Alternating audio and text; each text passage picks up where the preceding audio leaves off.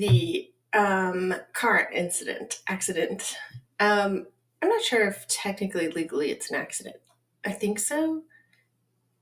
I don't really know what constitutes an accident in legal police speak, but anyway, so um, when I was 16, it was a couple weeks into my junior year of high school, and the incident at Publix had already happened. That was in late August, like August 20th. And then a few weeks later, in early September, I walked out to my car after school, as normal.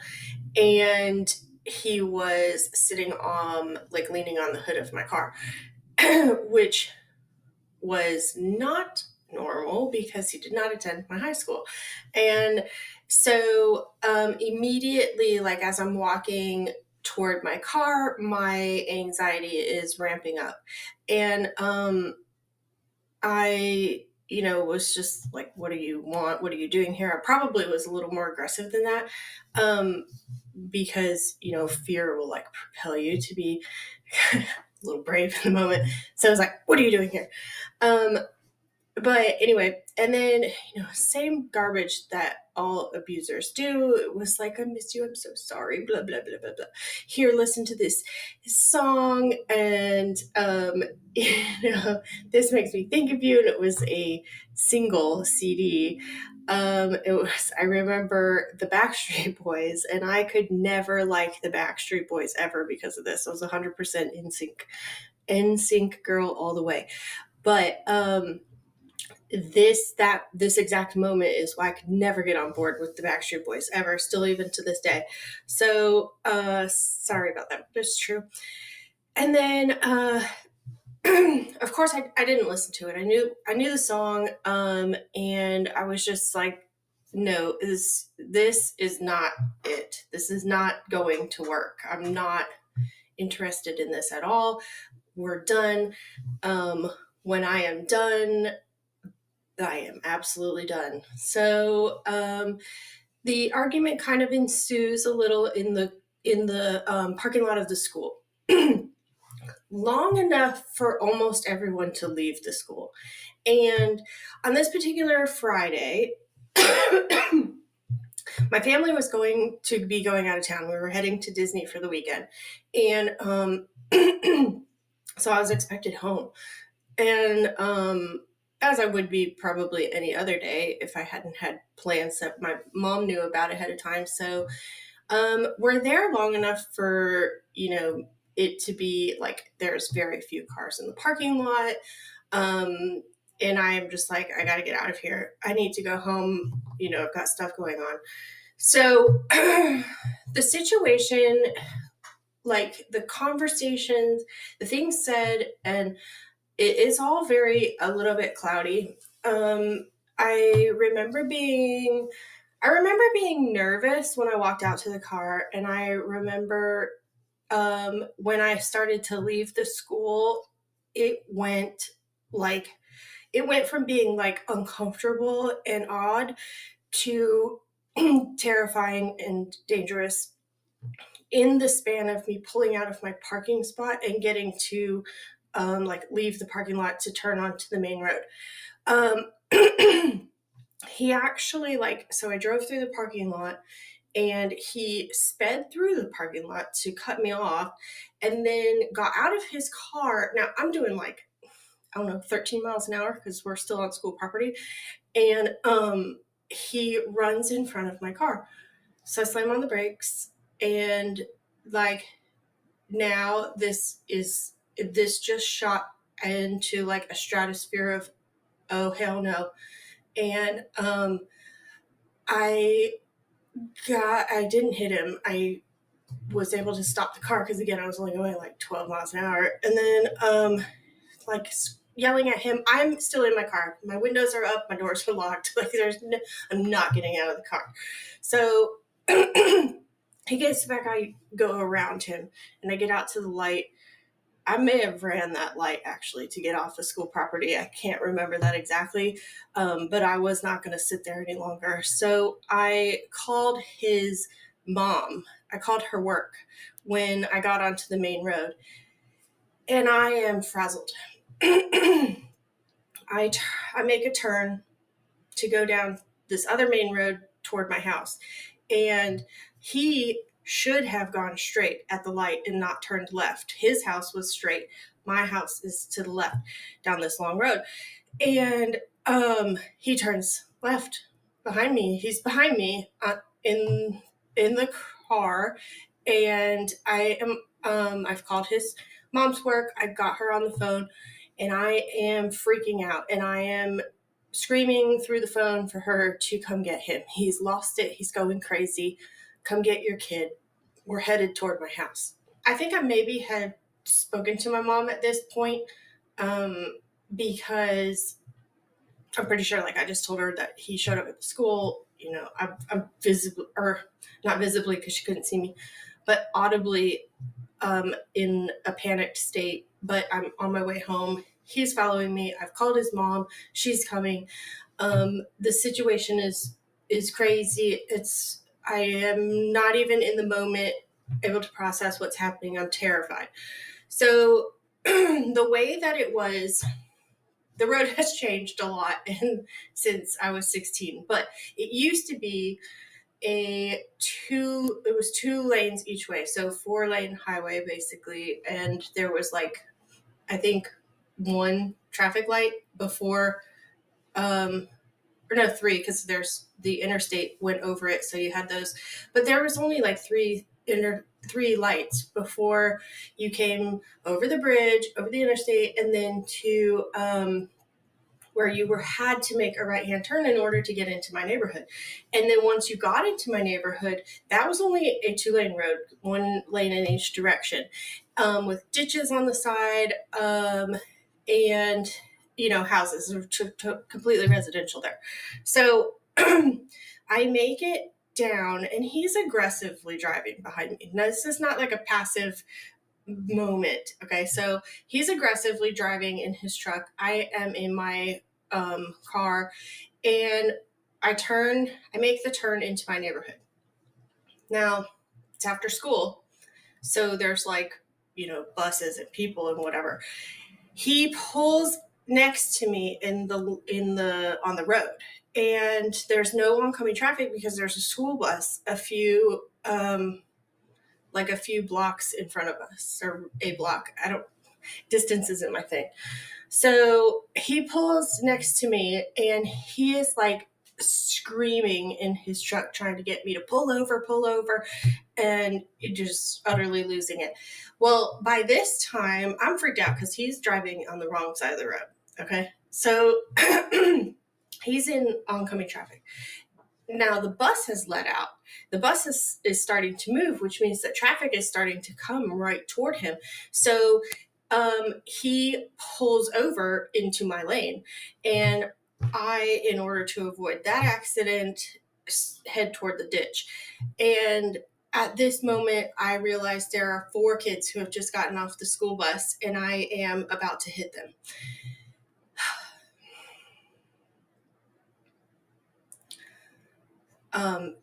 They were teenagers, and so, I mean, not when I say kids, I don't mean like children. I mean freshmen in high school. And I'm so grateful that one of them turned around and saw me coming.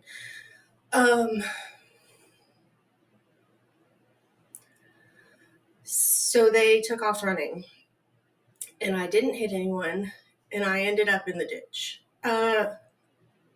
Not forcefully in the ditch, so my car suffered no damage.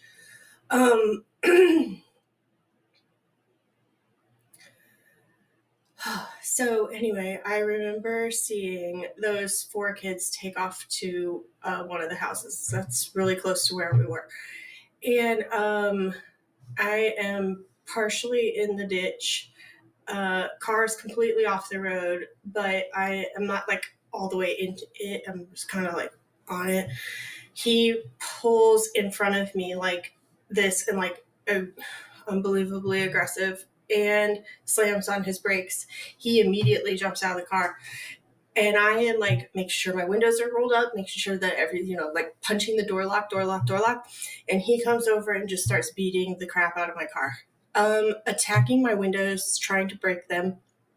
I got on the phone, I called my mom, and I just remember when she picked up, me like yelling, he's gonna kill me. And then because in that moment I was 100% convinced if he got into a car, if he breached the car, I was going to be hurt. So that's what came out of my mouth. And my mom said, where are you, whatever. I told her where we were, and then she was like, we're coming to get you. So my mom and my poppy show up, my grandpa. My dad is still at work, and my mom like takes him and walks him down the street. Like, she is angry, but she's like, get Mindy out of here. So my grandpa lets me out of the car, or gets me out of the car, puts me in my mom's car, and we drive to my parents' house, and my mom stays there. Now, mom is on her way. My mom is there with him and my car, and the kids have called the police. So I get a phone call maybe 5 minutes after being home. Not much, 2 or 3 minutes probably. And it's my mom telling me that I need to come back because I have left the scene of an accident. And I am simultaneously worried about what it means to leave the scene of an accident, thinking I'm going to be in big trouble for this, and also utterly terrified to return. I don't want to go back there. And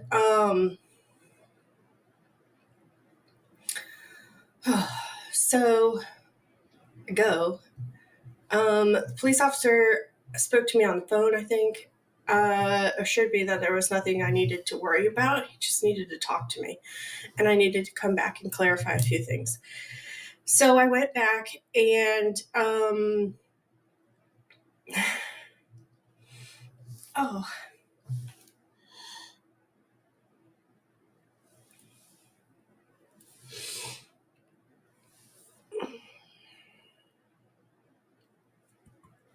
hold on.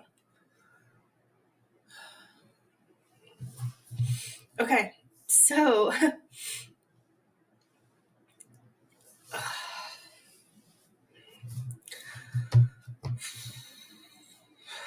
so I go back, and I must have looked like scared out of my absolute mind, because the police were very kind to me, like so kind and sweet. They had him in the back of a police car. His mom was there. My mom was there. And then the policeman asked me to kind of tell what happened. And so I did. I went through all of it with him, like from walking out of school. And so they were like, okay, can you write it out for us? We need it written in your own words. And I was like, yeah. And he handed me a police report page. And I looked at it and I was like, I'm going to need more. This doesn't have enough lines on it. And he was like, you can have as many as you need. And then he put me in the police car. And I remember being like a little worried about it. He said, it's just so you can sit here and write. There's nothing is going to happen to you. And so I sat there.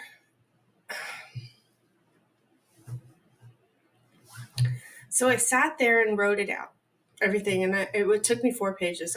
I do remember that. It was four police report pages long. And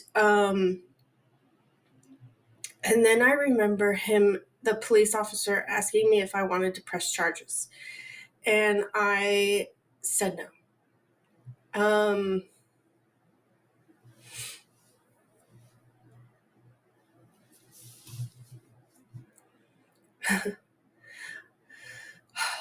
I said no.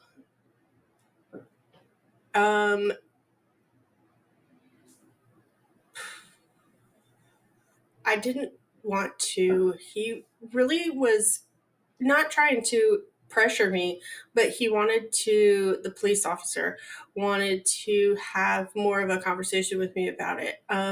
Really, kind of think it through and press charges so that this kid will be held accountable for this. And I remember saying, I just wanted him to disappear. I just want it to go away. I don't want to have to do anything. I don't want to talk about it. I don't want to have to see him ever again. I just wanted it over. And they couldn't force me to press charges, and I never did. And my parents did not. I remember in that moment, my mom asked me if I wanted to go to counseling, if I thought I needed a therapist, and I was like, absolutely not. And I'm looking at this guy going ballistic, talking to his mother and the police officer that he's dealing with, and I just remember either thinking it or saying it, that like, he's in therapy and look how, like, it is not helping him. So I had no faith. I really just wanted it to go away. And I never wanted to talk about it. I never wanted to have it surface. So then a little while later, I was very surprised to get subpoenaed in the mail. The police officer that I was talking to brought charges against him for, I think, assault with the vehicle. I don't remember exactly what the charges were, but it was very clear from the subpoena I was going to be in court, and I was going to have to say stuff about what happened. So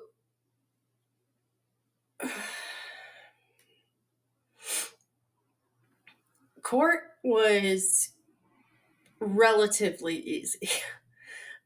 Compared to everything else, it was relatively simple. It was just traffic court because I did not press charges, so it was the extent of what the police officer could do. And I mean, I am really I'm grateful to that police officer so much. He showed me extreme kindness in a situation that I was terrified for my life.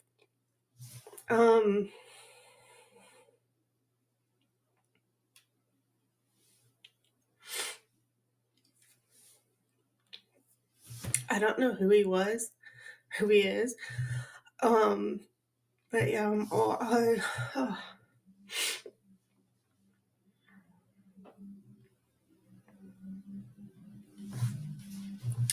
I am very grateful for that.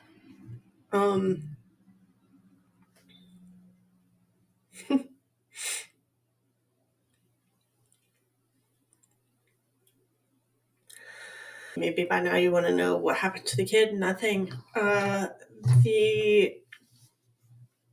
think he lost his license for a little bit.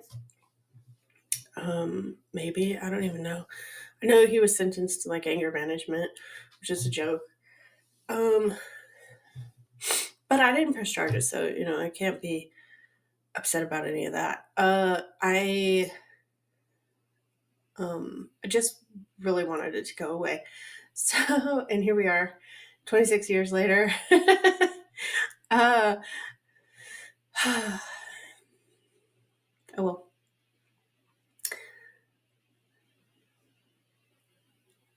Oh man.